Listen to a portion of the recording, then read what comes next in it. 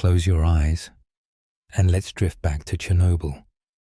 You're standing in the early hours of April 26, 1986.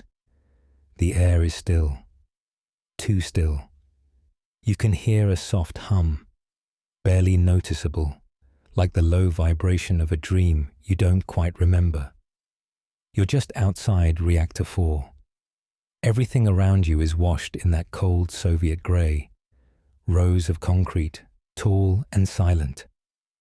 A strange glow pulses faintly in the distance. Inside, something is going wrong, very wrong. Operators are pushing a test. Not a dangerous one, in theory. Just a low-power safety drill. But the graphite core has its own opinion. And soon, a combination of arrogance, flawed design, and a little bit of cosmic misfortune will make the most famous nuclear accident in history go from silence to fury. You probably won't survive this. You drift past the control panels. Hands are moving quickly, eyes darting. A warning light blinks once, then again. Then they all go off. One technician utters something you don't catch just before the floor trembles, softly at first, like an uneasy stomach. Then a flash, then darkness, then a column of blue light piercing the sky. That's the Cherenkov effect, particles moving faster than the speed of light through water vapor and air. Yes, faster than the speed of light, but only locally. You can almost reach out and touch the light. It's cold, beautiful, and wrong. People in nearby Pripyat saw it too. A blue beam shooting into the night sky, like a signal or a scream. Graphite blocks, meant to contain the reaction, are now scattered like demonic Lego pieces across the reactor building. Some of them are so radioactive, standing next to one for a few seconds would mean death in under a week. A few brave firefighters run toward it anyway. One even picks up a block with his bare hands, thinking it's just part of the structure. Within hours, his body begins to shut down. He doesn't know why. No one tells him. You float over the red forest. Trees crisp instantly, baking from the inside out. Birds drop mid-flight. The soil will remain hot, radioactively speaking, for decades, maybe centuries. Nobody knows for sure. Here's something wild. The first people to understand the scope of this disaster weren't in Ukraine. They were in Sweden. Yep. Scientists at the Forsmark nuclear power plant, over 1,000 kilometers away, noticed radioactive particles on their employees' clothing. They thought their plant was leaking, but it wasn't. The wind had carried the dust across borders, across ideologies, across denial. Scientists still argue whether the core actually exploded in the way we describe it, or if the event was a thermal detonation, or some other hybrid nightmare. But everyone agrees. Chernobyl changed everything. Want a fringe detail? There's a myth, circulated by some former workers and local legends, that just hours before the explosion, strange figures were seen around the plant. Tall, dark, winged. One story calls it the Black Bird of Chernobyl, an omen, or a hallucination, or maybe, just maybe, a metaphor we needed to explain the unexplainable. After the explosion, the cleanup began, but with shovels and raw courage. Men nicknamed liquidators were given 90 seconds each on the roof of the reactor to toss radioactive debris over the side. Just enough time to absorb a lifetime's worth of radiation, but not long enough to drop dead on the spot. They ran like soldiers, like ghosts. Later, a structure was built to entomb the reactor, then a second one, and another. The original sarcophagus began crumbling almost immediately, like it knew it couldn't hold what lived inside. Even today, inside the exclusion zone, There's a kind of haunting beauty. Wolves roam freely. Wild horses graze in silence. A Ferris wheel still stands in Pripyat, yellow cars rusting mid-spin, waiting for a festival that never happened. And yet, the radiation levels vary. Some spots are surprisingly safe. Others spike suddenly for no known reason. Scientists still monitor it 24/7, arguing over what a future collapse might mean. They've tried to model the half-life, the plume trajectory, the lingering isotopes.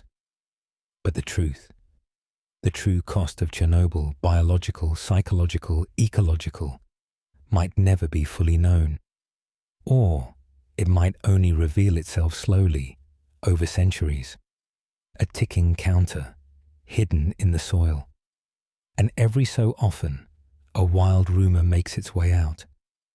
That the elephant's foot, a molten radioactive mass beneath Reactor 4, moved slightly. Or that strange vegetation grows near it, feeding on the radiation. Or that birds have adapted to it. Or that it's somehow waiting. But before we drift further into the rabbit hole, take a moment to like the video and subscribe. But only if you genuinely enjoy what I do here. And hey, drop your location and local time in the comments.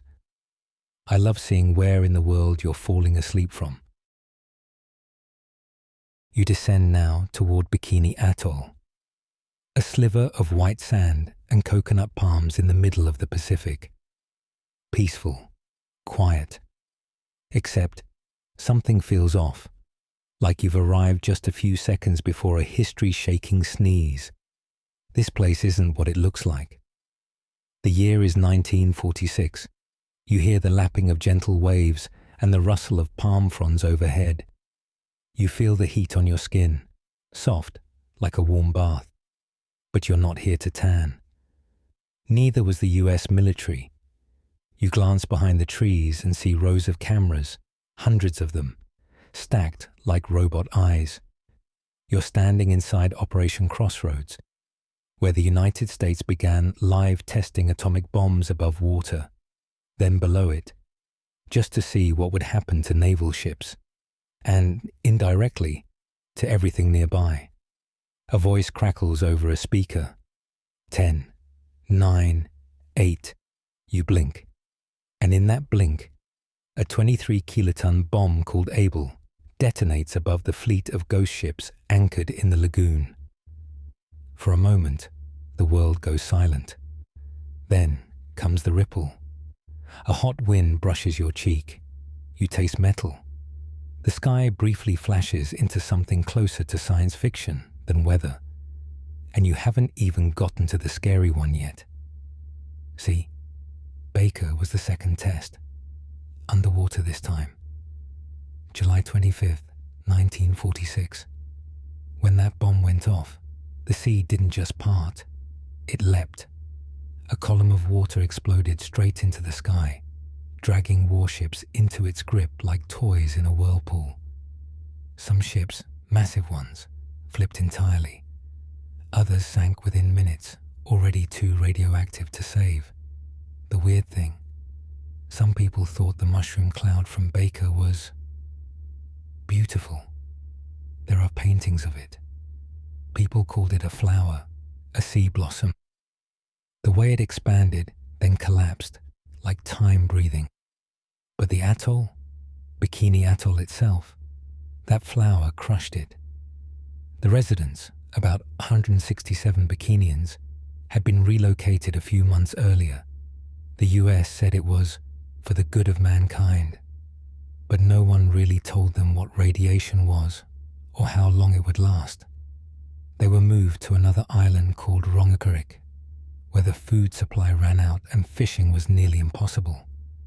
One elder famously said, "We are like birds flown from our nest and left to die." Scientists still argue whether Bikini was a calculated test or a morally blind one, whether the military genuinely underestimated the fallout or just didn't care. Either way, the place was nuked 23 times. not twice, 23, including Castle Bravo in 1954, which we'll get to in a later section, because that one deserves its own nightmare. Here's your quirky detail. The US military used pigs, rats, goats, and even sheep, strapped inside ships, sometimes in little uniforms, to test blast effects and radiation exposure. Yes, tiny naval uniforms. It was macabre and almost cartoonishly dystopian. Some animals survived, some didn't. All of them ended up in lab reports. After the bombs, American divers in hazmat suits swam among the radioactive wreckage to gather data. Some boats were so contaminated they had to be towed out to sea and sunk intentionally. Others were just left to rot, too dangerous to touch, too ghostly to forget. Years later, Bikini was declared safe again. Just for a while. Tourists were invited, divers came, some even sunbathed. But the truth resurfaced, literally, when coconut crabs, those giant alien-looking creatures scuttling through the underbrush, were found to contain disturbingly high levels of cesium-137. You could eat one, sure, but only if you wanted your bones to subtly glow by age 60. To this day, many experts still debate whether people will ever live safely on Bikini again. Radiation has its own memory. It clings to coral. It seeps into fish. It lingers in dust that no wind seems to carry far enough. Even the trees behave strangely, growing fast, but with twisted mutations in their trunks and leaves. One researcher said the island had entered a cold war with biology itself. And here's something most people don't know. The swimsuit? The bikini. Named after this very place. The designer hoped the explosive new fashion would have the same shocking impact as the bomb. Yeah, real subtle. You stand on the beach now, watching the waves. They shimmer, reflecting nothing of what lies beneath. And somewhere in the water, there's still a fleet of ships beneath the surface, rusted, haunted, and glowing faintly with the history we buried in their hulls. You start to drift upward again, slowly, quietly, leaving the lagoon behind, but you still hear it. A low thrum, not from the ocean, from what we left behind. Next, we float over to a place that officially didn't exist, where radioactive waste was handled by guesswork, and one of the largest explosions you've never heard of tore through the Ural Mountains in the dead of secrecy. You arrive in the Chelyabinsk region, deep in Soviet territory, where the Mayak Production Association lies behind high fences, and where, in 1957, a storage tank overheated and erupted, hurling radioactive waste across hundreds of miles. And yet, officially, nothing happened. You're drifting through the pine forests of the southern Ural Mountains. There's something different in the air here, an odd metallic tang on your tongue, like biting your lip and tasting pennies. The trees stand straight, but their needles look dull, as if exhausted. You pass a wooden road sign, but the name is scrubbed out. Welcome to Kyshtym. The Kyshtym Disaster is the third worst nuclear accident in recorded history, behind Chernobyl and Fukushima. But almost no one outside the former Soviet Union knows it. Why? Because it wasn't officially acknowledged for decades. The event didn't just destroy land, it vanished into secrecy. It began with a cooling system that stopped working. Simple, almost boring. Just a tank full of high-level radioactive waste, about 70 to 80 tons of it, being stored underground. No alarms, no klaxons. Just a chemical reaction bubbling under the surface like an angry pot left too long on the stove. Then, a flash of heat. The explosion launched a 160-ton concrete lid into the air like a manhole cover flicked by a god. A radioactive cloud spewed out and swept over the landscape. Villages disappeared under it. Livestock sickened, rivers absorbed it, and no one told the residents. You watch from above as trucks roll out under the cover of night. Men in heavy coats, not quite hazmat suits, not quite civilian gear, start evacuating people in silence. No explanations, no paperwork, just, you have to leave now. Imagine being woken in the middle of the night by soldiers who won't tell you what's chasing you. And here's the catch. Many of the villages were never even told they were in danger. Thousands of people simply kept living, cooking, fishing, growing crops, getting sick, and dying slowly. You pass over a place now called the East Ural Radioactive Trace, a term that sounds oddly poetic for a radioactive wasteland. It stretches over 20,000 square kilometers. To this day, some researchers call it the invisible scar. Want your quirky detail? A few years after the explosion, a newly built nature preserve, yes, a nature preserve, was established right inside the contaminated zone. It was called the East Ural Nature Reserve. And no, not because it was safe. It was created to stop people from going in. The Soviet logic: if you declare it a protected area, people will stay out, and you won't have to admit it's glowing. You float past a schoolhouse left behind in the rush. The windows are cracked. Chalk dust still clings to the blackboard. In the playground, a rusted swing creaks faintly in the breeze. It feels like something you'd find in a dream where time stopped ticking. It kind of did. Now let's talk science, softly. The waste from Mayak contains strontium-90 and cesium-137, two isotopes that bind to bone and muscle, mimicking calcium and potassium. They sneak into the body quietly, like uninvited guests at a dinner party, and never leave. Some of the villagers later reported their teeth crumbling. Others just stopped waking up.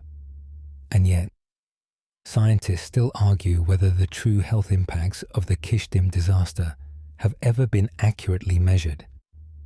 The data was either hidden, lost, or never collected.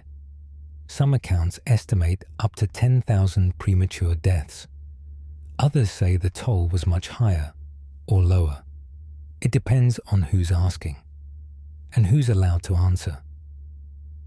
Here's a fringe twist for you.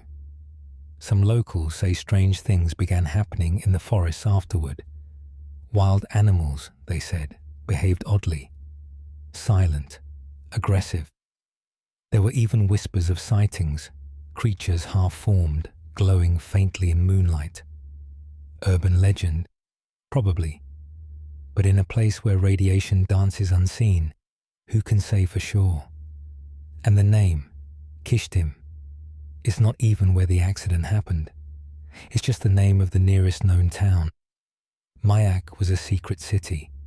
It didn't appear on maps. Its workers weren't allowed to mention where they lived, even to relatives. A whole community that officially didn't exist. You float above it now. Ozyorsk, the closed city, where everyone had good salaries, access to Western luxuries, and a strangely high cancer rate. Residents called it the Atom Town. Some loved it, some feared it. Many still live there today, knowing full well what lies beneath their feet. And the tank that exploded? It wasn't the last problem Mayak had. Later leaks contaminated Lake Karachay, a body of water so radioactive that standing near its shores for an hour could kill you. In fact, in the 1960s, the lake dried partially during a drought, and radioactive dust blew through the air for miles. Think of it like powdered poison scattered by wind. And here's the joke nobody laughs at. Today, Lake Karachay is filled in with concrete. Not cleaned, not purified, just buried, like a grudge. The Kyshtym disaster remains an unsettling example of how invisibility doesn't mean safety. Just because no one saw the cloud doesn't mean it didn't follow them home. Now keep drifting, slowly. You're heading far away from the Urals, to a place hot, humid, and deceptively bright, where children once played with something they found in an abandoned lot, not knowing it would change their lives forever. You land softly in Goiânia, Brazil, 1987, where a glowing blue powder, scooped from a rusted machine, became both a marvel and a tragedy. Passed around like a toy, admired like treasure, and fatal like a ghost. It's a warm afternoon. You're drifting above a junkyard in the middle of a bustling Brazilian city. The soundscape is ordinary. Car horns, distant music, a dog barking somewhere. But underneath it all, something is wrong. Deeply, invisibly wrong. You spot a small, rusted building, an abandoned radiotherapy clinic, left behind like a used bandage. Inside, 2 men rummage through the wreckage. They don't know what they're looking for really. Maybe metal to scrap, something to sell. They find a strange machine with the markings they can't read and parts they can't identify. It's heavy, sealed, mysterious. Naturally, they take it home. Over the next few days, they dismantle it piece by piece. A few screws here, a crank there. They break open the capsule inside and discover a treasure that seems almost too perfect. Fine glowing particles, softly blue, almost phosphorescent. It looks like crushed stars. One of them scoops it up with his hands. Another spreads it across the floor. Someone else paints their skin with it, just for fun. And no one stops them, because no one knows what it is. You probably won't get it at first glance either. That glow. It came from cesium-137, a radioactive isotope used in medical equipment. Highly toxic, highly reactive, and dazzlingly deceptive. The powder was so beautiful, people assumed it was valuable. Maybe a chemical that glowed in the dark. Maybe it could be used in jewelry. Maybe you could show it to your children. So they did. Within days, that little capsule had moved through an entire neighborhood. Pieces of it were handled, pocketed, shared. Children played in contaminated yards. One little girl, Leida das Neves Ferreira, rubbed it on her skin like fairy dust. Her house glowed in the dark. So did her body. She was 6.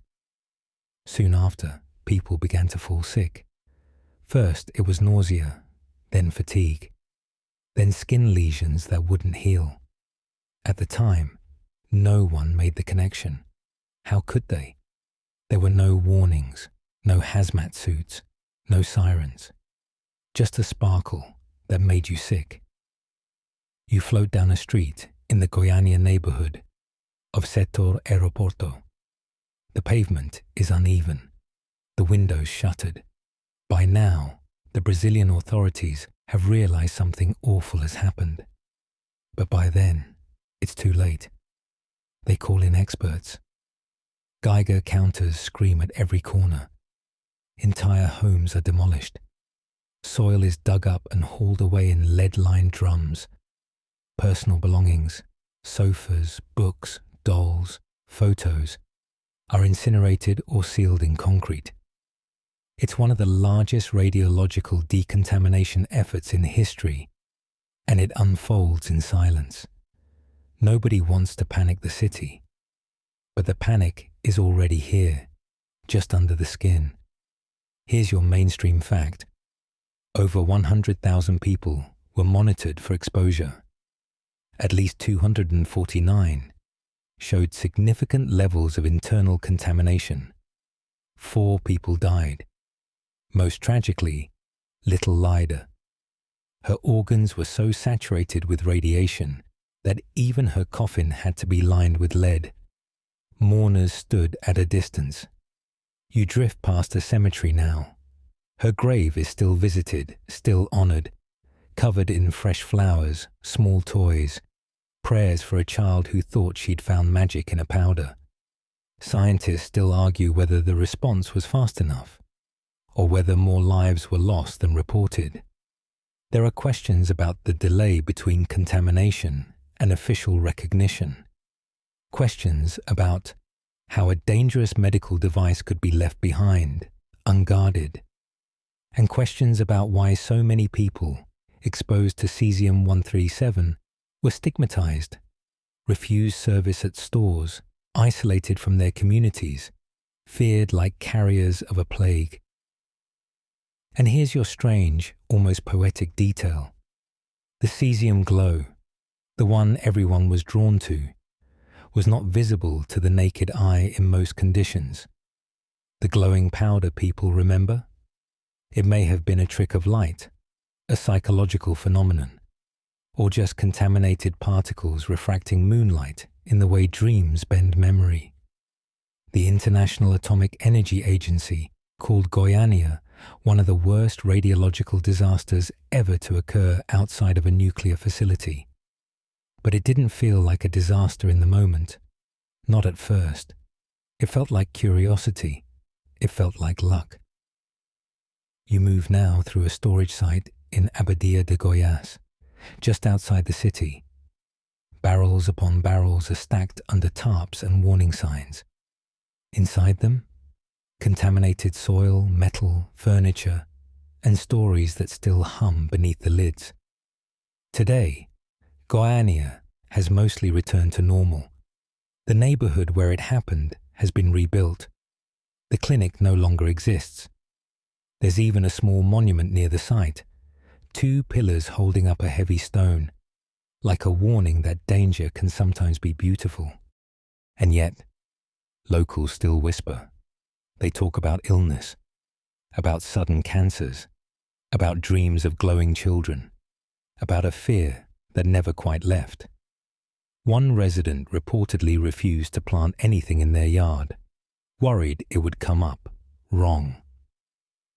You rise slowly, drifting upward from Brazil's warm nights into a colder, windier place, a place where disaster came not all at once but inch by inch, through sea walls and silence, into one of the most technologically advanced nations on Earth.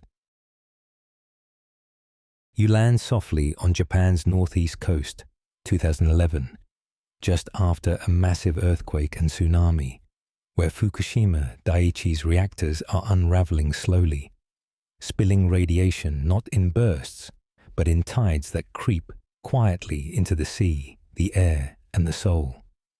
The earth beneath your feet still hums, not from radiation, not yet, but from aftershocks, subtle tremors that ripple through the soil like distant thunder. You can feel more than hear. You drift along a coastline littered with debris, boats pushed into buildings, cars stacked like toys, homes folded like paper. There's a kind of solemn stillness here. Everything is motionless, but nothing feels settled. The Tohoku earthquake was one of the most powerful ever recorded in Japan, magnitude 9.0. But it wasn't the quake that triggered the radiological crisis. It was the wave, the tsunami. You hover just above the seawall of the Fukushima Daiichi nuclear power plant. It's not tall enough, not strong enough. The water climbs right over it like a hand reaching into a pocket. In a matter of minutes, the flood disables the emergency generators, the backup systems meant to cool the reactors when power fails. And now, those reactors are heating up. You're in a control room now. It looks sterile, orderly, like an office lobby with blinking lights. But the mood is anything but calm. Engineers scramble to understand which gauges are wrong and which are terrifyingly accurate. Core temperatures are rising, steam is building, and the coolant, what little is left, isn't circulating properly. Pressure is building inside like a kettle no one can lift the lid from. 3 reactors will melt down in the days to come. But there's no single explosion, no dramatic fireball, no sudden blue glow. Fukushima doesn't roar, it leaks, It steams. It seeps. Here's your mainstream fact.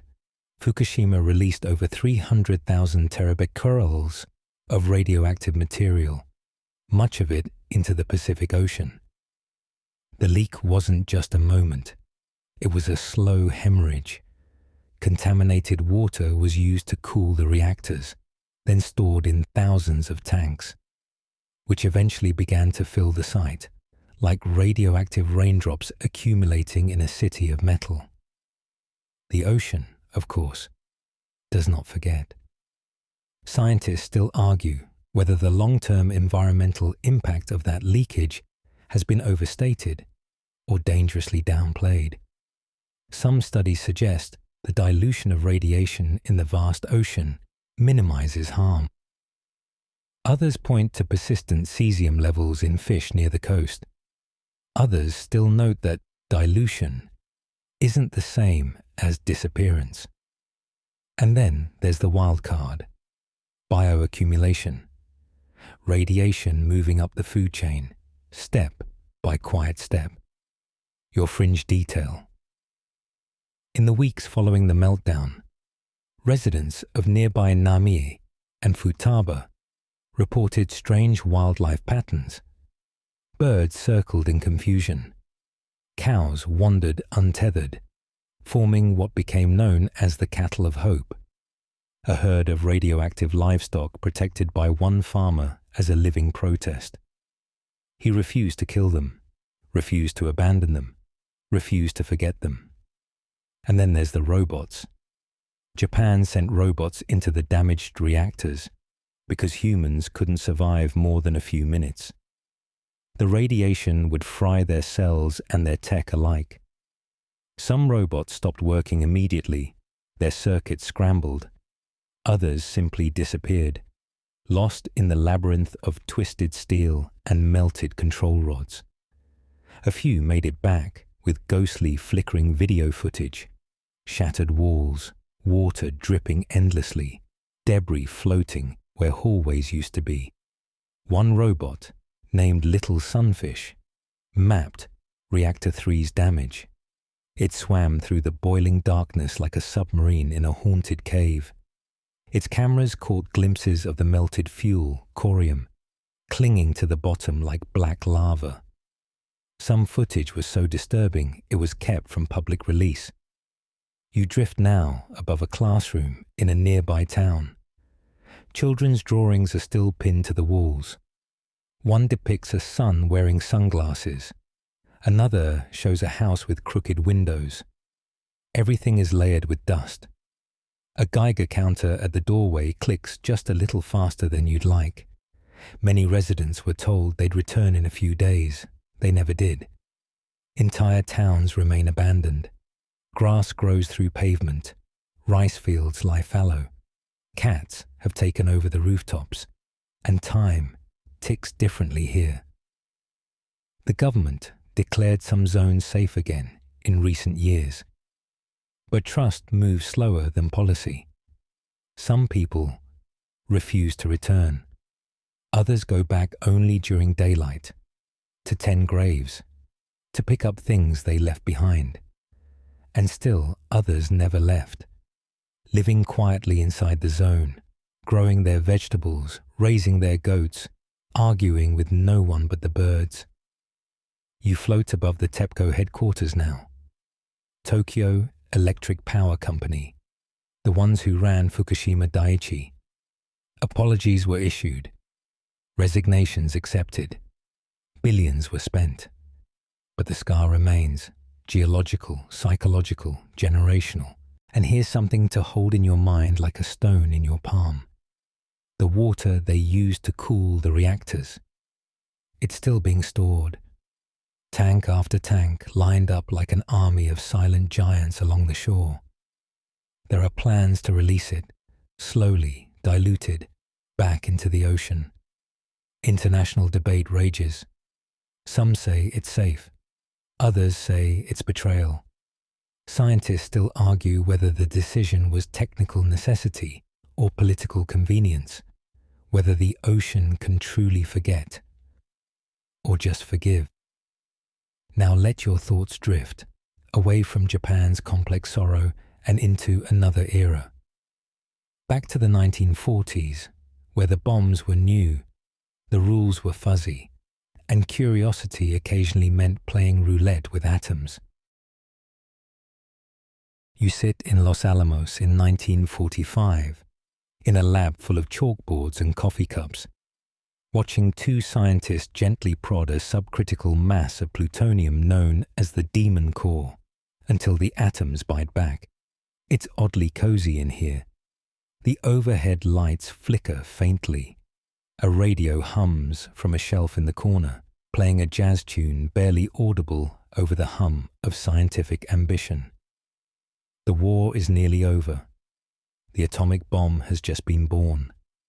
And in this quiet lab, surrounded by equations scribbled in chalk, something waits.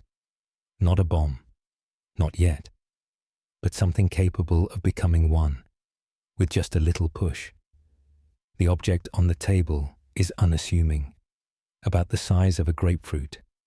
Smooth, dense. It's a sphere of plutonium-239. Officially, it's just a test mass. But unofficially, it has a nickname. One whispered more like a warning than a title. The Demon Core. At first, it was called Rufus. A cheeky, casual kind of label. But that name didn't last. Not after what happened. You watch as two scientists work around it. First Harry Daghlian, and later Louis Slotin. Both brilliant, both respected, both pushing the boundaries of how close you can get to a nuclear chain reaction without quite causing one. The idea is to bring the core as close to criticality as possible without letting it go over. Just close enough to collect data. Just far enough to not explode. This is called a criticality experiment. But others, less gently, called it tickling the dragon's tail. It was August 1945 when Daghlian stayed late, working alone. He slowly added bricks of tungsten carbide around the core to reflect neutrons back inward. Each brick tightened the feedback loop. The more you reflect, the more neutrons bounce back in. The closer you get to that edge, then one extra brick, one too many. Instantly, a brilliant blue glow, Cherenkov radiation flashed through the room. A burst of heat swept over him like a fever. He knew immediately what he had done. He tried to knock the bricks away, but it was too late. Daghlian would die 25 days later. The room was decontaminated. The incident was buried, literally and figuratively. But the demon core wasn't finished. You float forward a few months, to May 21st, 1946. Another casual day, another test. This time, it's Louis Slotin, wearing a lab coat, cracking jokes. The room is full of colleagues. He's showing a new guy how the experiment works. The method? Slotin is using a screwdriver, yes, a literal screwdriver, to separate the two halves of a neutron reflector dome. He's manually preventing the hemispheres from fully enclosing the plutonium core. One slip and they'll snap shut. And if they snap shut, well, they snap shut. The screwdriver slips. The two halves come together for just a moment, just long enough. Blue light fills the room again. Slotin instantly rips the halves apart, likely saving everyone else from lethal exposure. But he absorbs the brunt of the burst himself. His hand was closest, his body directly above the core. 9 days later, he's dead. Here's your mainstream fact. Slotin received a dose of about 21 sieverts. That's far beyond survivable. For reference, about 4 to 5 sieverts is usually fatal. He had nausea within minutes. His body burned from the inside. His white blood cells plummeted. It was as if he had been microwaved by ghosts. But here's the quirky detail. Slotin's fellow scientists, some standing mere feet away, survived. One man, sitting with a clipboard, estimated his own exposure by recalling which side of Slotin's body he had been standing on. They weren't told much, just monitored, studied, quietly filed. The Demon Core was originally intended for a third bomb, after Hiroshima and Nagasaki, but delays in the test schedule, and then these two accidents meant it was never used in combat. Eventually, it was melted down and reused in other weapons. The demon didn't die. It just spread. Scientists still argue whether the experiments were reckless, even for their time. Some defend them as necessary learning steps in a chaotic new field. Others say they were textbook examples of hubris, that radiation doesn't care how clever you are. It only counts seconds and proximity. And here's a detail you might find unsettling. The screwdriver Slotin used. It was a standard flathead, not modified, not customized, just a tool you'd use to fix a wobbly shelf. That's how close we got to a nuclear chain reaction, held apart by hardware store steel and steady hands. The ghost of the Demon Core lingers in Los Alamos. Some say you can still feel it in the lab rooms, cold spots, flickering lights, or maybe that's just the building remembering something it would rather forget. You drift now through the canyons of New Mexico, the desert wind curling around you. The stars overhead blink softly. Somewhere in the dark, coyotes call out, and the sand remembers footsteps from long ago. You're heading now to a quieter place, to northern England, to a little nuclear facility that had a fire that was never supposed to burn. You arrive in Cumbria, England, 1957, at the Windscale facility, where a fire inside a nuclear reactor burned for 3 days, sending a radioactive plume into the sky, and then was quietly, diplomatically buried under years of stiff upper lip silence. The English countryside rolls beneath you in gentle hills. Sheep dot the fields. Fog kisses the tops of stone walls. It's all very pastoral, very charming, until you reach the edge of the Sellafield complex. Back then, they called it Windscale. It was part laboratory, part factory, part secret. You hover above a pair of long rectangular buildings known as the Windscale piles. Pile number 1 is where something is about to go very, very wrong. It starts quietly, as these things often do. A routine test, a routine day. Inside the reactor, uranium fuel rods are being heated for an experiment to release built-up energy, a process called annealing. The goal is to stabilize the graphite moderator after prolonged exposure. Nothing fancy, nothing risky. Just heat it up a bit and cool it back down. But the temperature doesn't behave. You glide through the reactor hall. The instruments blink, dials twitch. Operators notice the temperature is rising faster than expected. Then it keeps rising. Pressure builds. Something is glowing orange deep inside the graphite stack, not in a good way. And then unmistakably comes the smell. Burning graphite. A fire has started in the core. They try to put it out, first by increasing airflow, which only feeds the flames, then by reducing it, which doesn't help either. They drop in carbon dioxide, nothing. Finally, they flood the core with water, knowing full well it could trigger a hydrogen explosion if it hits the wrong temperature. They do it anyway. It works. The fire goes out. 3 days. That's how long it burned. Quietly, smokily, as England carried on with its morning tea and modest headlines. Here's your mainstream fact. The Windscale fire released radioactive iodine-131, xenon, and polonium into the atmosphere. The plume drifted across the countryside. milk from over 500 square kilometers of farmland was dumped, secretly, quietly, without much explanation. You drift over a dairy farm now, cows grazing, unaware their milk is being tested for contamination. The government instructed farmers to withhold sales. Posters were printed, trucks rolled in under cover of fog, and then, just as quickly, the matter was shelved. Want your fringe detail? The Windscale facility was originally part of Britain's rush to develop its own atomic weapons. Some researchers believe the test that led to the fire was accelerated to meet political deadlines, an attempt to prove the UK could keep pace with the US and Soviet arsenals.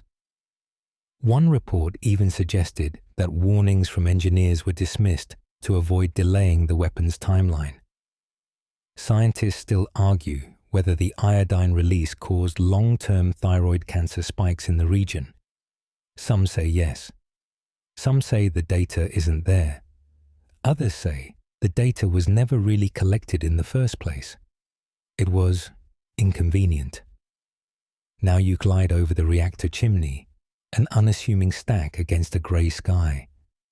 During construction, someone had insisted on installing filters at the top of each chimney. They were mocked at the time, called Cockcroft's folly, after physicist Sir John Cockcroft. But during the fire, those filters likely prevented a far greater disaster. Funny how folly looks different in hindsight. The Pile 1 reactor was sealed off after the fire, never to be reopened. It's still radioactive, still quietly decaying behind layers of concrete and official silence. Decades later, workers began a decommissioning process that felt more like exorcism than engineering. Removing fuel rods fused by fire, picking through the ashes of ambition. And the name? Windscale started to sound radioactive. So the site was rebranded. A clean new name, Sellafield. That's where the cleanup continues today. Different logo, same ghosts. You pass a primary school now, just a few kilometers from the site. A class is out on the playground. A teacher points toward the hills, probably explaining the history of the region. Maybe they mention the fire, maybe not. Sometimes these things are passed down more in tone than in textbooks. And here's a quirky detail you won't find in most reports. Just weeks before the fire, a local bird, believed to be a crow, nested near the reactor vent.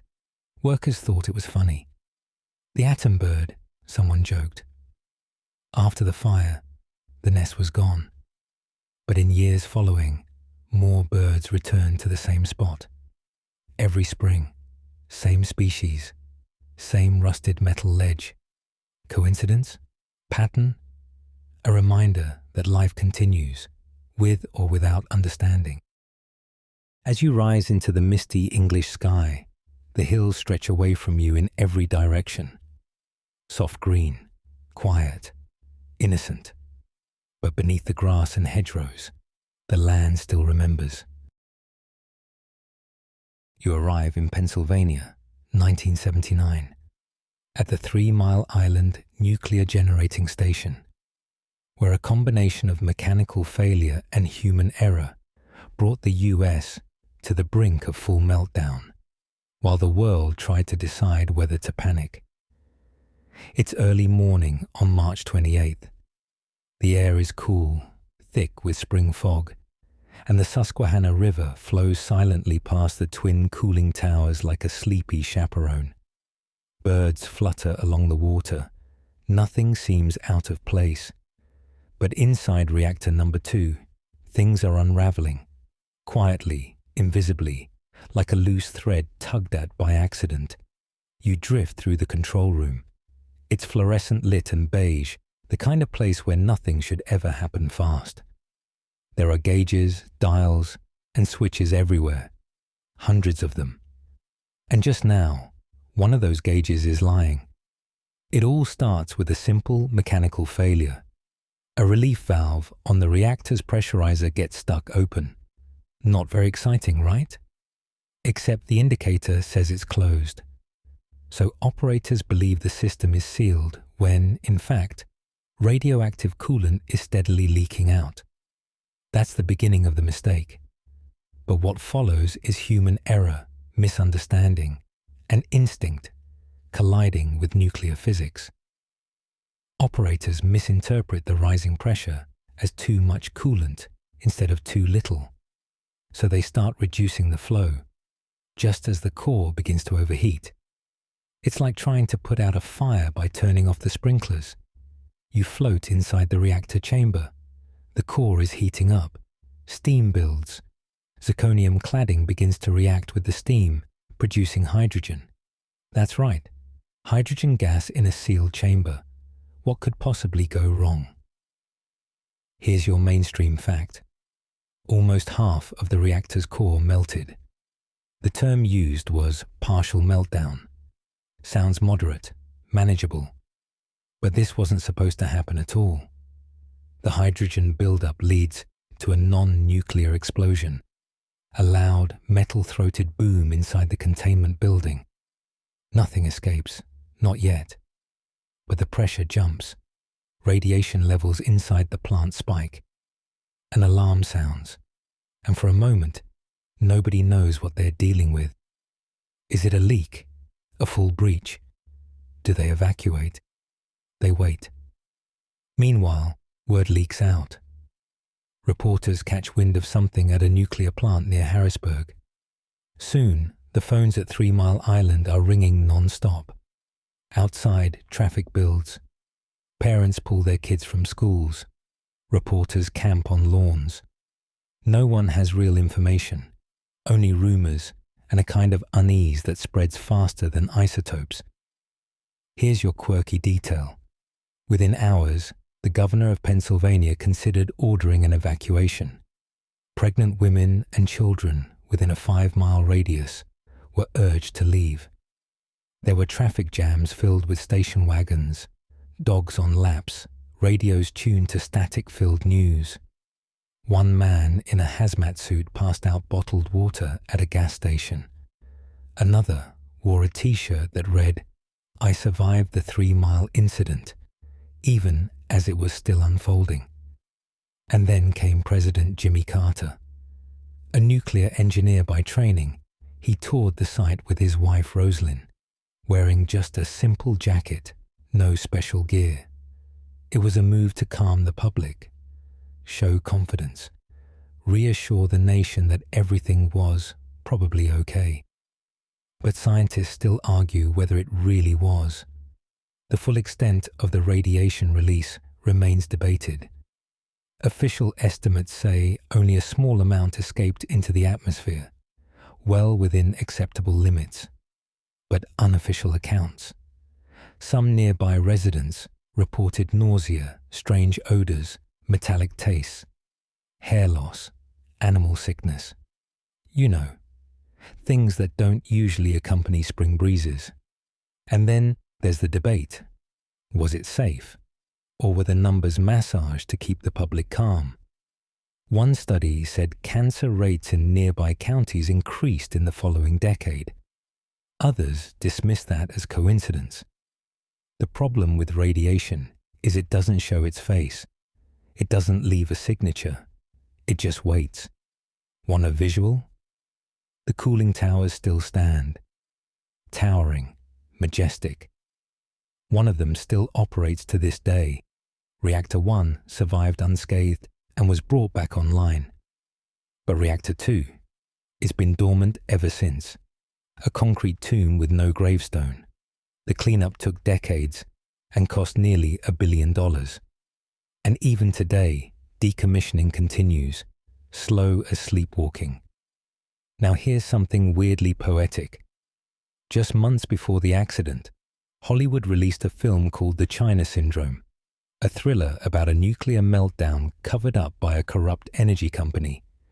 Studio execs worried the plot was too far-fetched.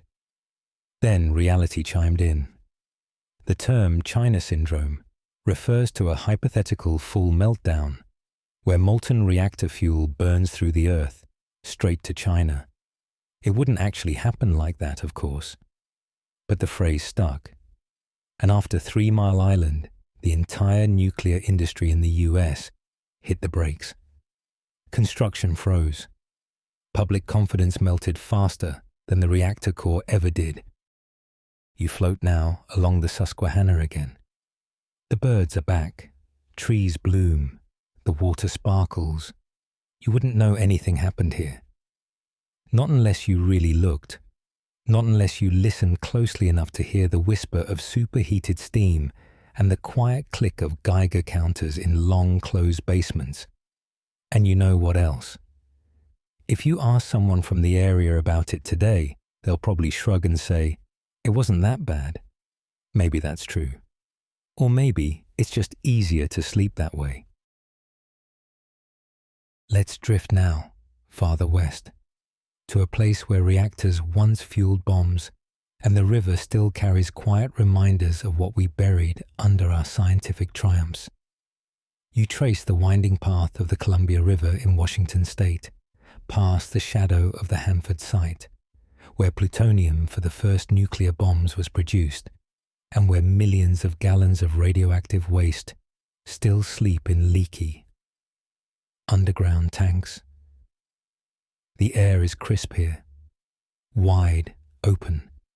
You drift over a sagebrush plain that looks deceptively clean, like it's been scrubbed by wind and time. But beneath the soil, beneath the grass and gravel, the Hanford site sprawls like a buried metropolis.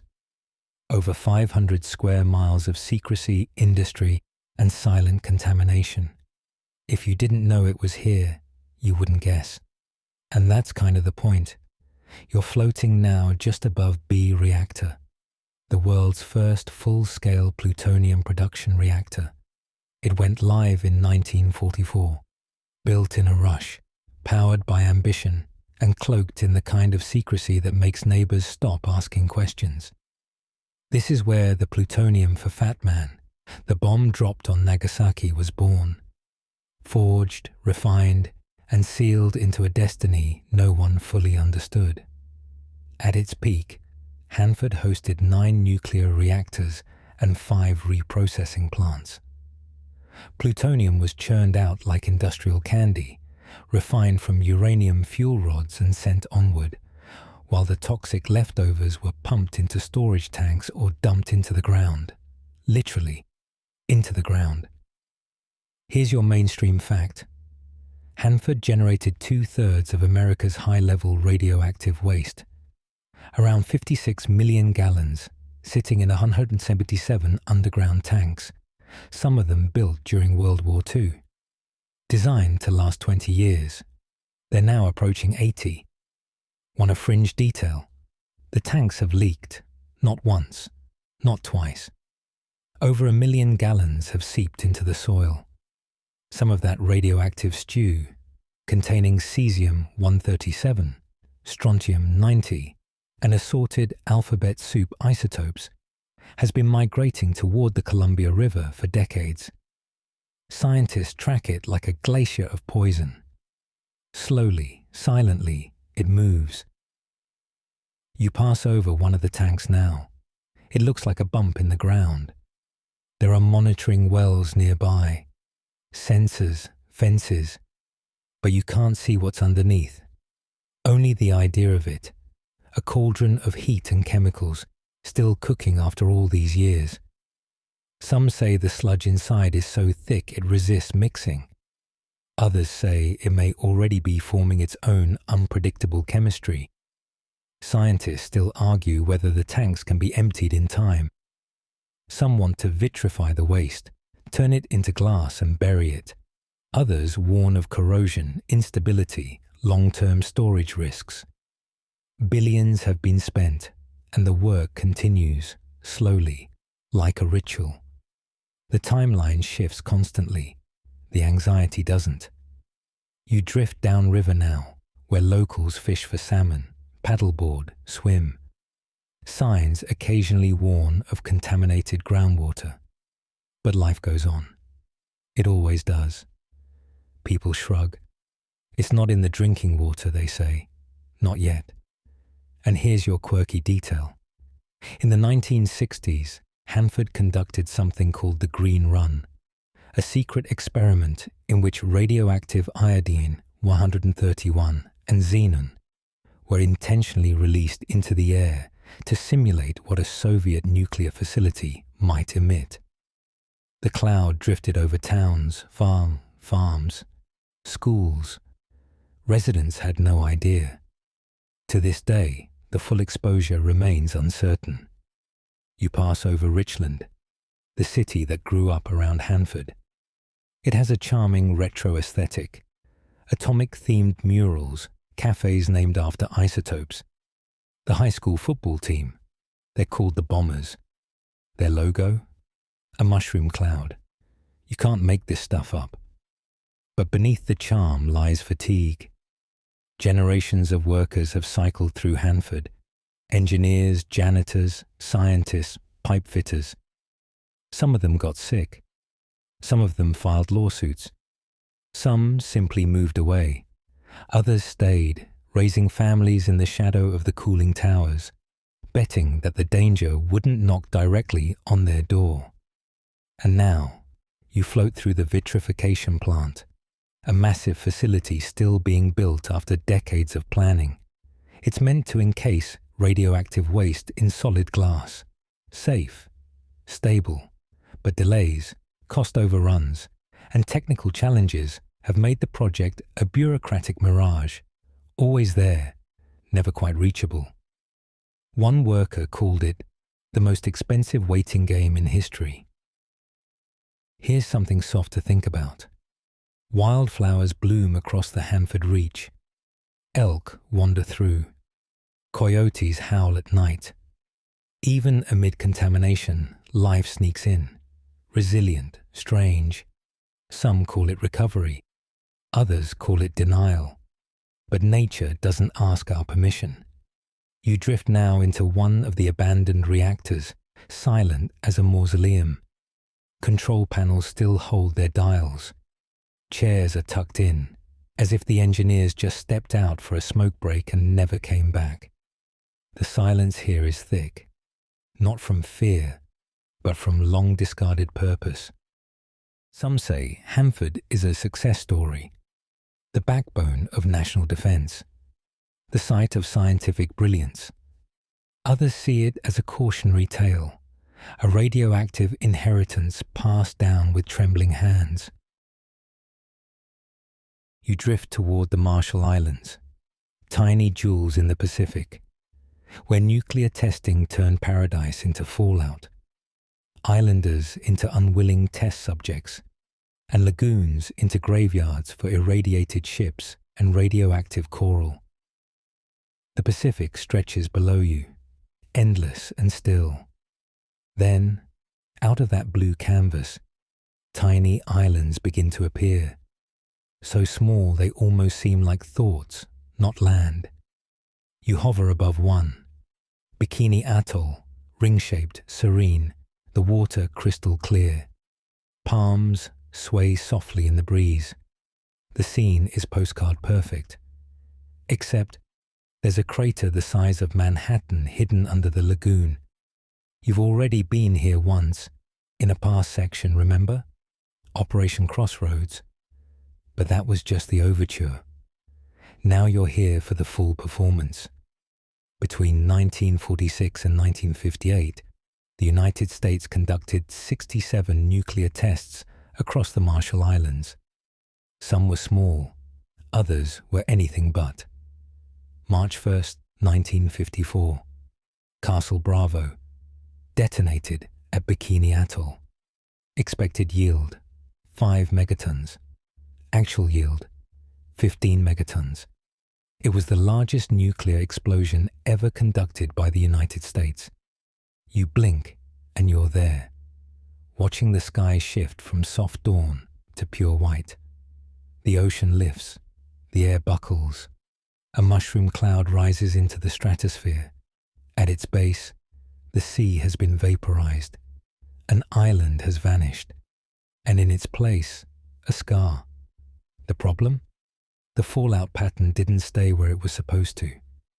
Prevailing winds carried radioactive ash eastward, across Rongelap, Uterik, and other inhabited atolls. The fallout fell like snow, white, fluffy, curious. Children played in it. Villagers collected it in jars. No one told them what it was. Here's your mainstream fact. Within hours, people began showing signs of acute radiation exposure, nausea, burns, hair loss. The US military evacuated some, but not all, and only after exposure had already done its damage. Rongelap remained uninhabitable for decades. You pass over the island now. It's haunting.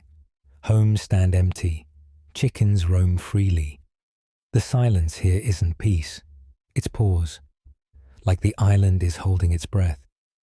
Now your view widens, sweeping past test sites like Enuitak and Johnston Atoll. Atoll, where the soil itself was excavated and shipped to disposal sites, including Runit Island, where they built the infamous concrete dome. Officially called the Runit Dome, but unofficially, locals call it the tomb, one a fringe detail. The tomb was built over a crater filled with radioactive debris, soil, scrap, even human waste from the tests. It's capped with a concrete lid 18 inches thick. No lining underneath, just sand and seawater. As the ocean rises, it laps at the edges of the dome like a polite guest waiting to be let in. Scientists still argue whether the tomb is secure. Some say it's sealed enough. Others say rising sea levels will eventually breach it, releasing radioactive material into the lagoon. Some say it's already leaking. There's no monitoring system, no evacuation plan, just a dome, aging quietly in the sun. And here's your quirky detail. In 1947, when the US took administrative control over the Marshalls, they sent out a film crew to document the islanders. The footage shows smiling families, laughing children, women weaving mats. But the narration, it referred to the islanders as a friendly and trusting people whose cooperation in testing was essential to science. One Marshallese elder later said, "We weren't asked, we were told."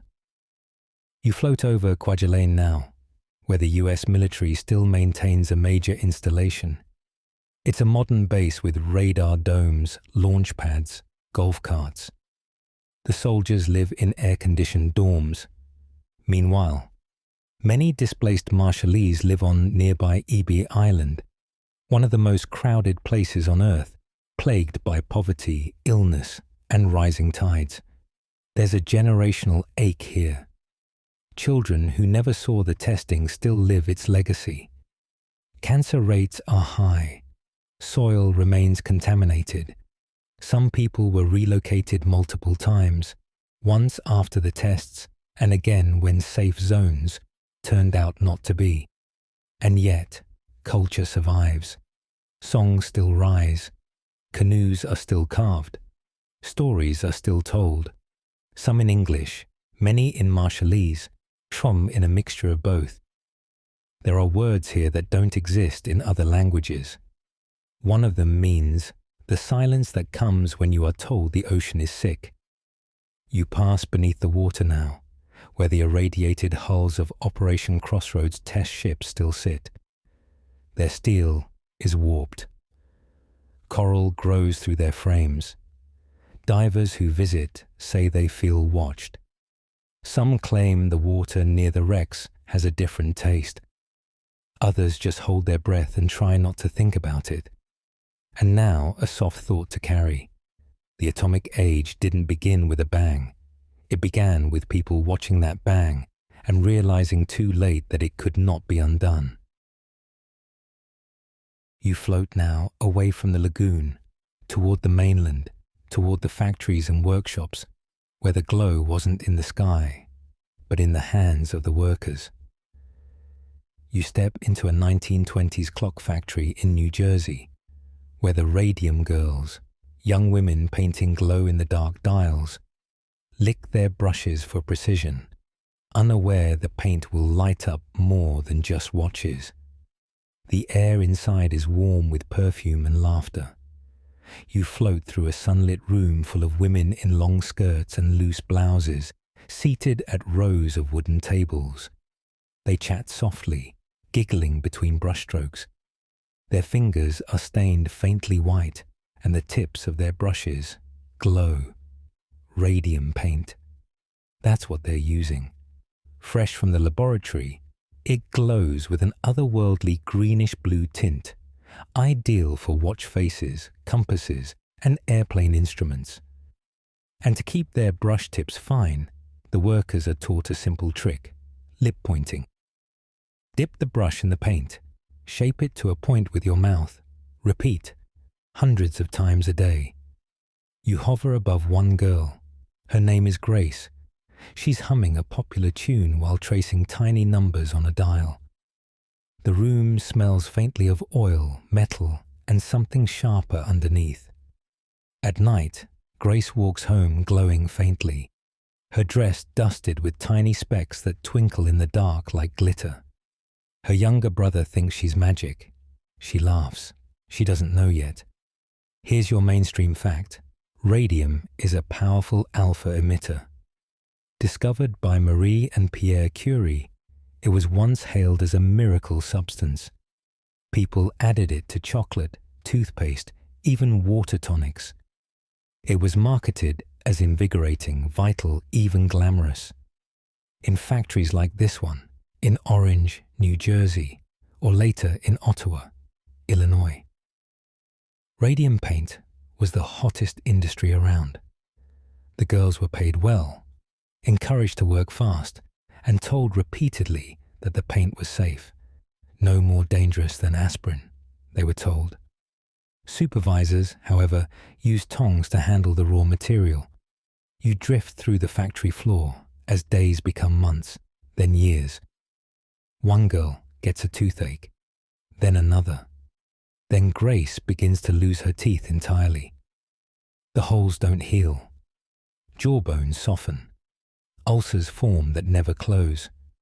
Doctors call it phossy jaw at first, blaming hygiene, bad luck, anything but radium. Eventually, the bones themselves begin to decay. The paint, ingested day after day, has settled into their skeletons. Radium mimics calcium, so the body absorbs it eagerly, thinking it's building strength. Instead, it lights the bones from within. Want a quirky detail? Their coffins glowed. Even years after death, when some of the bodies were exhumed for investigation, the bones still emitted faint radiation. One scientist called it the light that doesn't go out. As the symptoms worsened, the women began to organize. At first, no one listened. The company, US Radium, dismissed the complaints, blaming hysteria.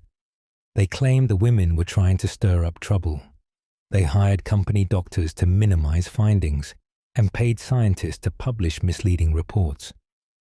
But Grace wasn't done yet. In 1927, she and 4 other women filed a lawsuit.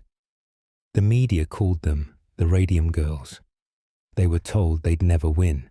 They were sick, poor, and female, in an era when all 3 made you easy to ignore, but they kept fighting. Here's the open debate. Was the corporate leadership unaware of the true dangers of radium? Or were they willfully negligent? Internal memos later revealed knowledge of the risk. Safety measures were in place for male chemists, but never passed down to the women on the line. Whether it was denial or cold calculation remains a question. The court battle dragged on. Delays, appeals. Public opinion shifted as reporters began covering the story in earnest. Front pages showed pictures of the women with hollowed cheeks and bandaged jaws. One headline read, they paid with their lives. In 1938, the case helped pave the way for labor protections, occupational health regulations, and the establishment of federal responsibility for radioactive safety. But for most of the women, it was already too late. You drift now through the remnants of one of the factories. It looks empty, but shine a Geiger counter over the floor, and it still ticks. Soil around some sites remains contaminated. Some buildings were demolished, others were remediated, but whispers of sickness linger. And here's something odd. Radium itself was eventually replaced with safer phosphorescent materials, but the legacy of those early days remains literally etched in bone. The bodies of the Radium Girls, buried in cemeteries across the country, are still hot, still radioactive, still glowing in a way. One researcher once said, "Their skeletons may outlast our memory of them, but not tonight." You remember. You float now toward a more recent moment, one where radiation wasn't in the paint, but in a teacup. You slip into a London hotel room in 2006, where a cup of tea sits on a saucer, laced with an invisible killer, Polonium-210, used in one of the most brazen acts of radioactive assassination ever recorded. The lights are low. Room service has just left. A plush chair sits beside a table, where a small white teacup waits, steaming faintly. The room is quiet, too quiet. You hover over the cup, drifting close enough to see your reflection ripple in the surface of the tea. But you're not alone. Sitting here is Alexander Litvinenko, former Russian spy, now a British citizen, whistleblower, an outspoken critic of the Kremlin. He looks tired, pale, but polite. Across from him sit two men, old colleagues, or maybe old enemies. They smile, shake hands, share stories. And then the tea is poured. It seems ordinary. It's not. Because somewhere in that teacup, dissolved invisibly, flavorlessly, odorlessly, is Polonium-210, one of the most radiotoxic substances known to science.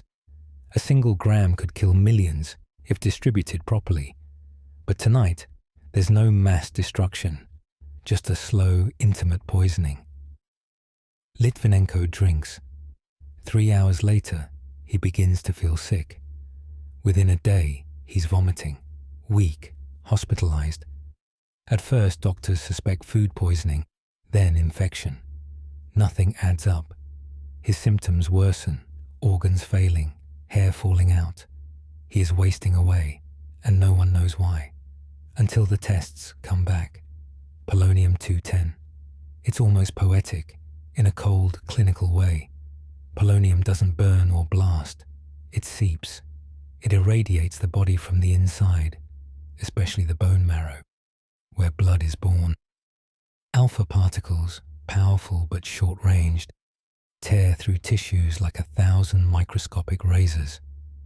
But because they don't penetrate skin, the poison is nearly impossible to detect from outside. It's a ghost killer. Here's your mainstream fact. Polonium-210 is 5,000 times more radioactive than radium. It's usually made in nuclear reactors. It's rare, heavily monitored, and not something you accidentally spill into someone's Earl Grey. Investigators trace the trail back through hotels, airplanes, bars. Geiger counters light up in strange places. A sushi restaurant, a hotel bathroom, the seat of an airplane. It's like a breadcrumb trail of radiation, one that points only in one direction. Litvinenko dies on November 23, 2006, 3 weeks after drinking the tea, and in a final act of clarity, just before the end, he pens a letter, or rather, dictates it from his hospital bed. It reads, "You may succeed in silencing one man, but the howl of protest from around the world will reverberate, Mr. Putin, in your ears for the rest of your life. Want a quirky detail? The teacup itself, the actual vessel, is still in storage, held by British authorities. It's sealed in a special case. Even after all these years, it remains too radioactive to safely touch.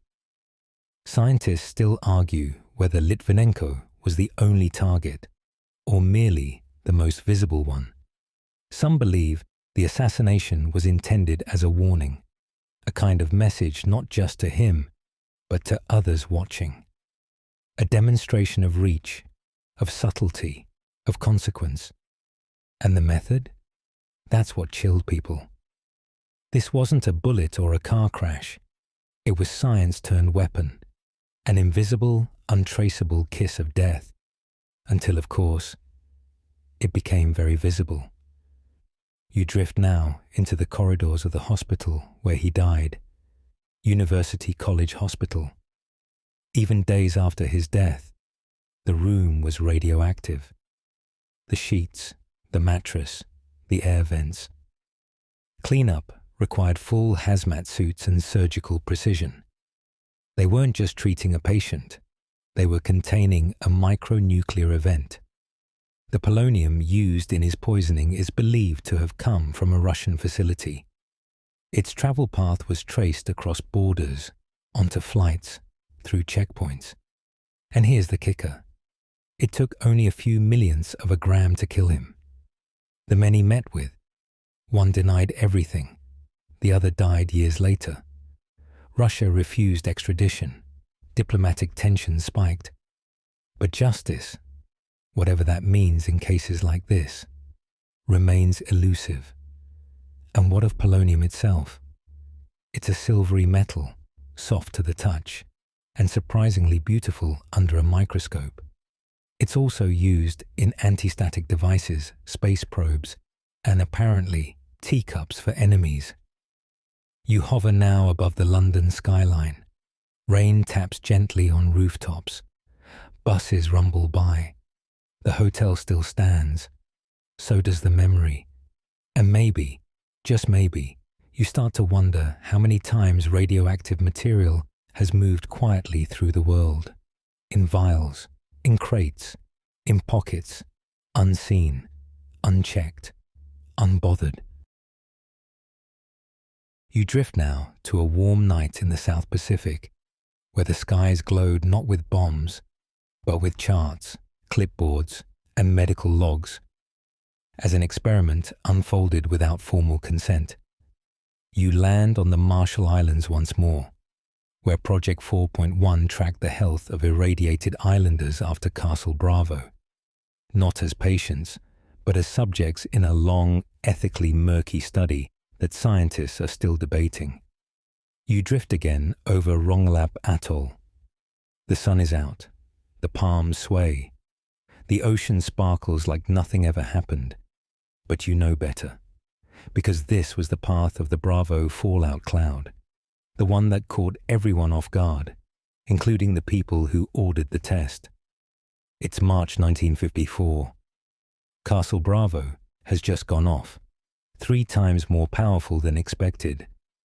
The mushroom cloud climbed into the stratosphere, and its radioactive ash, full of iodine-131, cesium-137, and strontium-90, rained down on nearby islands.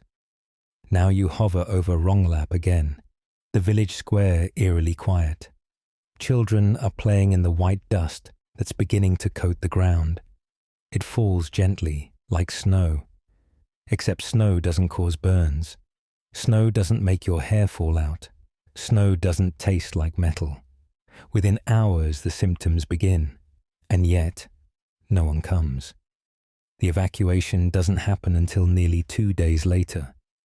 2 days of breathing it in, walking through it, eating food that was coated in it, drinking water that was steeped in it. But that's only half the story, because what came next wasn't just rescue, it was Project 4.1. Officially titled Study of Response of Human Beings Exposed to Significant Beta and Gamma Radiation Due to Fallout from High-Yield Weapons. The project was designed to monitor test and track the biological effects of radiation on the Marshallese population. Patients? Not exactly. Not in the way you'd hope. They were test subjects, unwitting participants in a long-term study, measuring exposure, collecting blood, biopsying thyroids. The goal was not simply to help them, but to observe them. Here's your mainstream fact. Over 200 residents from Rongelap and neighboring Utrecht were exposed to significant radiation levels. They developed nausea, vomiting, skin lesions, and over time, thyroid disorders, growth stunting, reproductive issues, and cancer. Children were particularly vulnerable. Some developed thyroid tumors as early as the 1960s. Now for the fringe detail. Internal US government documents, declassified decades later, revealed that Project 4.1 was being discussed even before Castle Bravo detonated, which means there may have been an expectation that something like this could happen. Maybe not this badly, maybe not this soon, but possibly. A contingency plan, quietly waiting in a drawer. You hover now inside a US Navy tent, set up for post-test examinations. There are needles, forceps, clipboards, a translator, trying to explain a procedure that doesn't quite have a word in Marshallese. Some patients are smiling, others are confused. No one quite knows what's happening, only that the Americans are back, and this time they have instruments, not bombs. Scientists still argue whether Project 4.1 was a necessary medical effort, an ethical failure, or some strange in-between. Some researchers insist the data saved lives, informing global safety protocols and radiation treatment methods. Others point out that informed consent was absent, that people were monitored, not healed, studied, but not spared. You float past a classroom now, decades later. A teacher is explaining the concept of fallout to a group of students.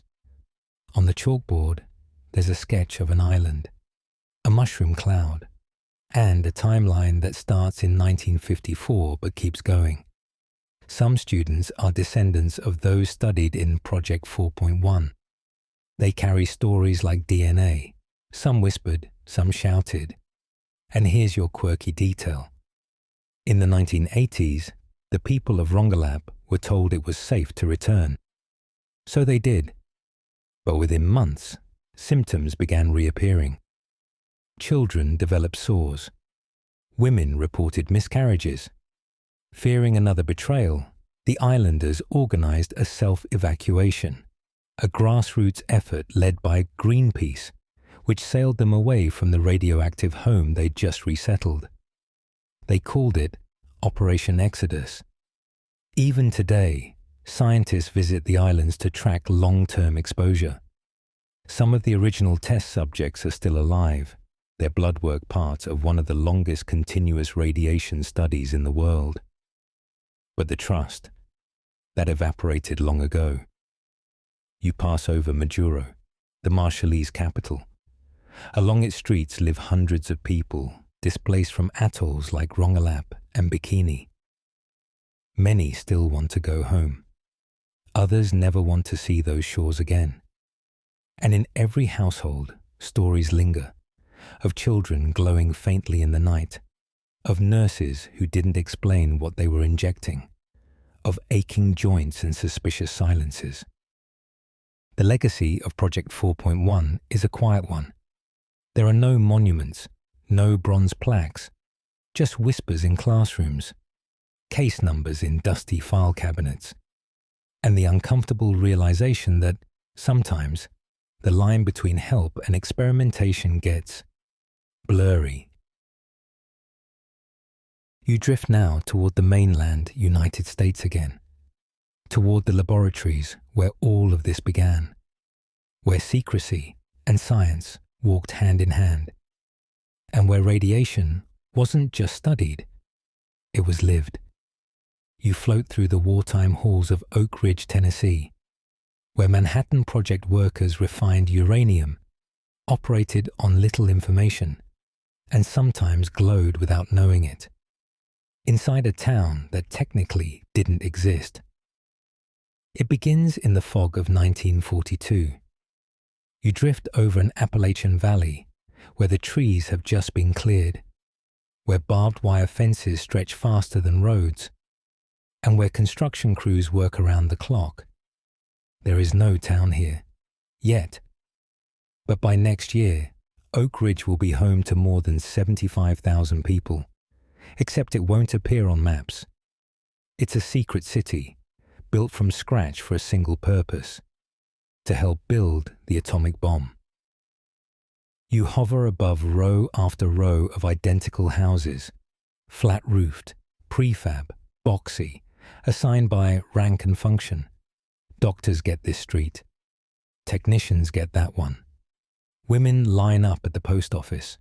Children walk to makeshift schools. And nearly everyone works at the plant. Though what exactly the plant does, that's another story. Even those inside don't always know. At Y12, one of the major facilities, electromagnetic separation is underway, using massive machines called calutrons to purify uranium-235. The process hums, loud and hot, in vast halls where rows of young women turn dials and watch gauges. They were hired straight from high schools and colleges. Their job? Follow the needle. Keep it in the green, don't ask questions. One woman later said, "I thought I was helping win the war. I didn't know I was refining the heart of a bomb." Here's your mainstream fact. Oak Ridge was responsible for producing the uranium used in Little Boy, the bomb dropped on Hiroshima. Without Oak Ridge, the Manhattan Project would have fizzled into theory. But here's your fringe detail. Some workers noticed their hair started falling out. Others glowed faintly under UV lights used for contamination checks. One janitor, after cleaning a lab room, said the soles of his shoes would tick when he walked near the radiation detectors.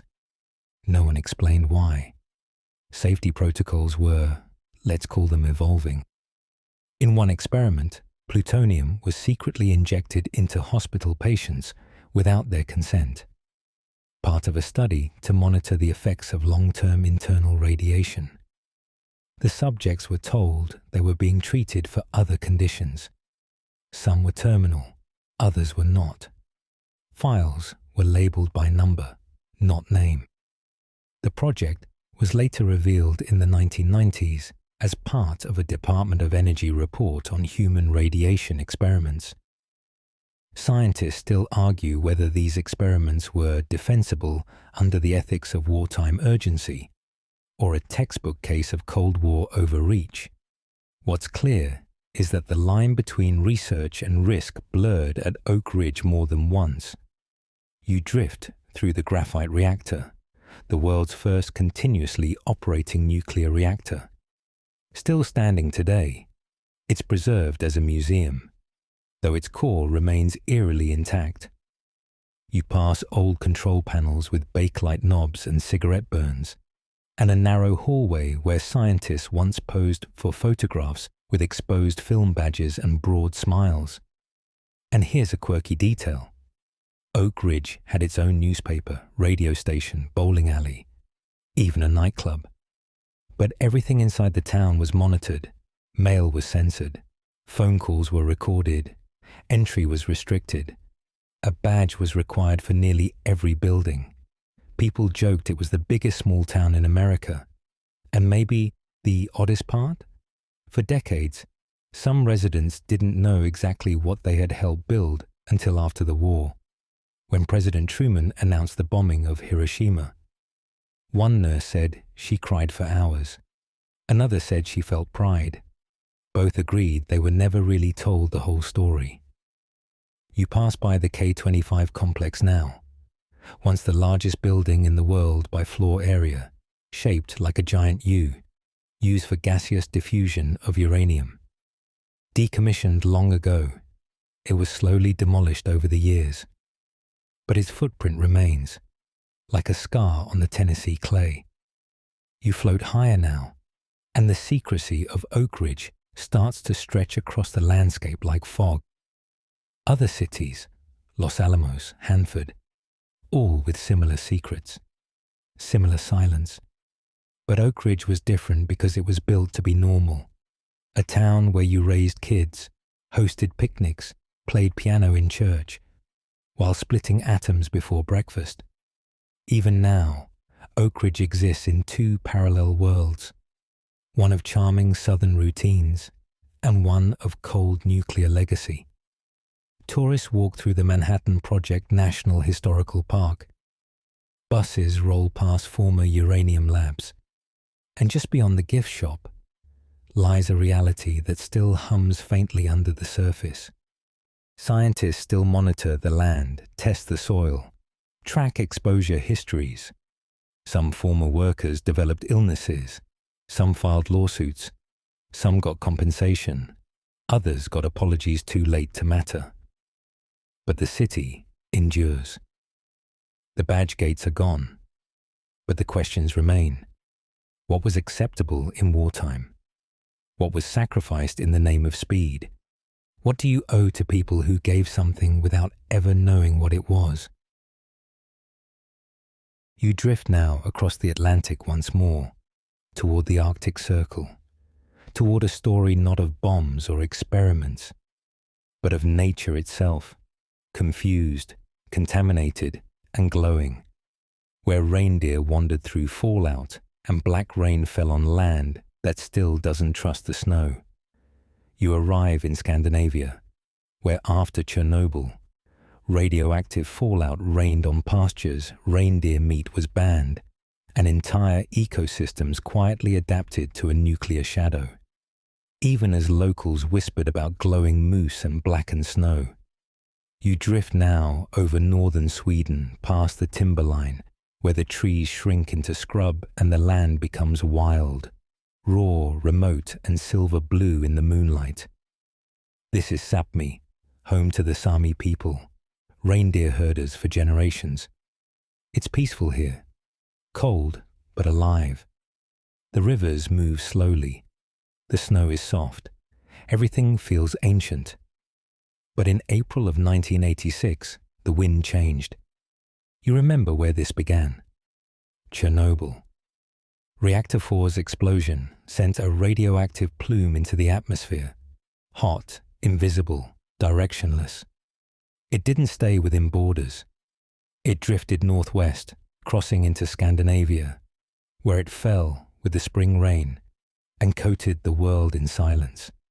It wasn't noticed right away, but within a few days, something odd started happening. Milk from local cows tested hot. Mosses and lichens, delicate spongy plants that cling to rocks and trees, absorbed radioactive cesium like sponges. And the reindeer, they ate the moss. And then the reindeer glowed. Not literally, but their meat tested above international safety limits. Their bodies were contaminated. Cesium-137 moving through the food chain like a rumor no one wanted to believe. Entire herds were slaughtered, not because they were dangerous to touch, but because they could no longer be consumed. You float now beside a Sami herder, his sled still warm from the journey, his hands rough with cold. He's confused, angry.